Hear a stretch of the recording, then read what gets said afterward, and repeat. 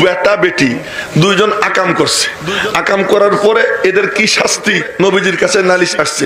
নবীজি বলছেন তোমাদের কিতাব নিয়ে আসো, তাওরাত আনো, তাওরাতের মধ্যে কি লেখছে পড়ো। তো পড়া শুরু করছে, তো যেখানে নাকি পাথর মারার কথা ওই জায়গায় হাত দিয়ে আগের টুকার পরের টুক পড়ে। ওই ইহুদি আগের টুকার পরের টুক পড়ে ওই জায়গায় হাত দিয়ে রাখছে। আব্দুল্লাহ ইবনে সালাম রাদিয়াল্লাহু তাআলা আনহু দাঁড়াইছিলেন, উনি বললেন ইয়া রাসূলুল্লাহ ওর হাত সরাইতে কর, ওর হাত সরাইতে বলেন। এই আব্দুল্লাহ ইবনে সালামের উত্তর শুনি, এরপরে দেখে ওখানে লেখা ফারজুমুহুমা, ফারজুমুহুমা, ওদের দুইজনকে কি করো, পাথর মারো। এরপরে ওদেরকে পাথর মারানো হয়েছে। তো ওই আব্দুল্লাহ ইবনে সালামের উত্তর শুনি হযরত আল্লামা আনোয়ার শাহ কাশ্মীর উনি বললেন কিতাব আপনার হাতে নেন। কিতাব হাতে নিছে, বুড়া ওখানে বসে বলতেছেন এই কিতাবের এত নম্বর পৃষ্ঠা খোলেন, উর্দুতে বলতেছেন। পৃষ্ঠা খুলছে, এত নম্বর